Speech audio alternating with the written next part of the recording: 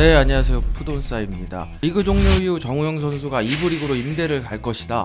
홀슈타인킬이 정우영을 노리고 있다. 여러가지 말들이 많았는데 일단 공신력이 굉장히 높은 키커지에서 바이에른 뮌헨이 정우영 선수의 바이백 조건을 발동한다 라는 소식입니다. 간단히 말해서 다시 정우영 소속팀 바이에른 뮌헨이 된다는 이야기입니다. 제 기억이 맞다면 정우영 선수가 프라이부르크로 가면서 발생한 이적료가 60억 정도였던 걸로 기억하는데, 당연히 바이백은 더 비싼 금액이겠죠. 이적한 지 1년밖에 안 된 선수를 헐값에 다시 파는 그런 멍청한 구단은 없을 겁니다. 근데 자국 선수도 아니고 이적한 선수를 다시 바이백한다? 흔한 일은 아니죠. 구단 입장에서 꽤나 정우영 선수의 포텐에 대해서 신뢰를 하고 있는 것 같습니다. 사실 올림픽 대표팀의 정우영 선수를 떠올리는 분들이라면 이해가 안 갈 수도 있습니다. 그렇기 때문에 도대체 왜 뮌헨이 뭘 보고 바이백까지 발동하는 건지 부족하지만 정우영 선수 분석 해보도록 하겠습니다.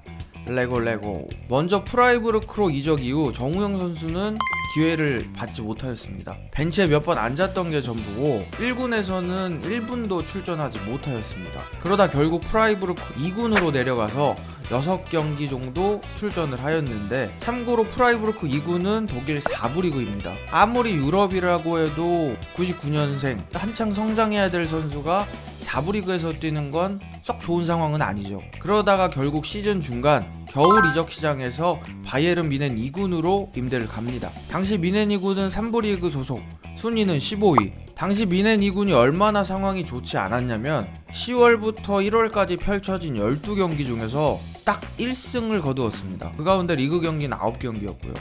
그러자 뮌헨 2군은 겨울 이적 시장에서 이적시킨 선수들 중에 자리 잡지 못한 선수들을 다시 데려옵니다. 그 가운데 정우영 선수도 포함이 됐고요. 그 이후 뮌헨 2군은 쭉쭉 치고 올라가기 시작합니다. 12경기에서 1승을 거두던 팀이 7경기에서 6승 1패를 거두는 팀으로 바뀝니다. 결국 뮌헨 2군은 3부 리그 1위로 시즌을 마치게 됩니다. 참고로 독일 프로축구는 2군 팀 같은 경우에는 3부 리그까지밖에 승격을 할 수 없기 때문에 2부 리그로 승격을 할 수는 없습니다. 정우영 선수가 리그 중간에 들어가서 총 15경기를 소화했는데 1골 8어시, 키커지 선정 후반기 3부 리그 윙어 랭킹 무려 1위. 그냥 씹어 먹은 거죠. 정우영 선수 장점에 대해서 얘기를 해보자면, 정우영 선수의 장점, 일단은 스피드는 많은 분들이 얼추 알고 계시기 때문에 굳이 설명하지 않겠습니다. 그리고 개인적으로 저는 정우영 선수가 단순히 빠른 선수라기보다는 그 속도 제어를 굉장히 잘한다고 생각합니다. 변속을 잘한다고 생각해요. 속도를 붙일 때는 확실히 붙이고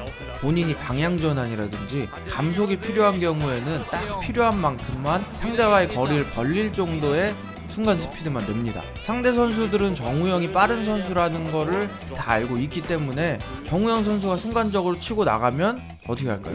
본인이 낼 수 있는 힘껏 각을 안쪽으로 잡으면서 정우영 선수를 쫓아가려고 하겠죠. 정우영 선수가 빠르다는 걸 알고 있으니까. 그럼 정우영 선수는 멈춰서 크로스를 올린다든지 방향 전환을 해버립니다. 수비수는 정우영 선수의 진행 방향을 잡고 있기 때문에 반대쪽 발까지 커버하기는 쉽지 않은 거죠. 그리고 두 번째는 윙어 정우영이 아닌 미드필더 정우영의 능력. 물론 정우영 선수가 지난 시즌 윙어 1위라는 평가를 받기는 했지만 어쩔 때는 경기 내에서 중앙 미드필더처럼 뛰는 모습도 보여주었고, 특히 하프 스페이스 공략을 굉장히 잘했습니다. 상대가 수비적으로 나와서 공간이 적을 때는 동료를 이용하여 부분 전술을 하거나 개인 전술로 굉장히 경기를 잘 풀어나갔고, 어느 위치에서든 동료들을 이용하는 능력이 굉장히 좋았습니다. 찬스 메이킹도 곧잘 했고요. 그러니까 어시스트도 8개나 했겠죠. 세 번째는 침착함. 특히 상대가 앞에 있을 때 나오는 침착함이 돋보입니다. 드리블을 할 때도 보면 단순히 스피드나 순간적인 테크닉으로 벗기는 게 아니라 상대발을 끝까지 보고 드리블을 하는 경우가 굉장히 많습니다. 슈팅 상황에서도 상대와 더불어 동료들 위치까지 확인하면서 굉장히 침착한 플레이를 합니다. 이런 침착한 플레이들을 템포가 더 높은 상위 리그에서 보여줄 수 있다면 정말 좋은 선수가 될 수 있겠죠. 바이백까지 하는 바이에른 뮌헨, 과연 1군으로 진입할 수 있을지 한번 알아보겠습니다. 물론 현재 뮌헨의 스쿼드를 봤을 때는 쉽지 않은 게 사실입니다. 일단 나브리, 코망, 사네 이 3명만 봐도 어마어마하죠.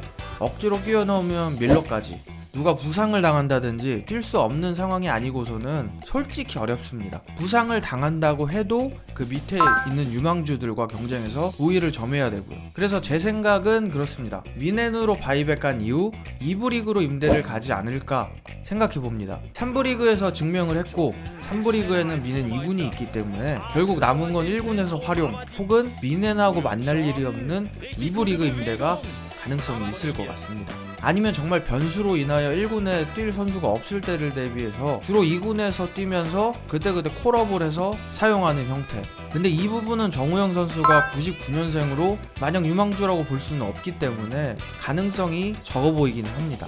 다시 한번 미넨의 선택을 받을 것 같은 정우영 선수, 앞으로 어떻게 될지 굉장히 궁금합니다. 부족한 영상 봐주셔서 감사합니다.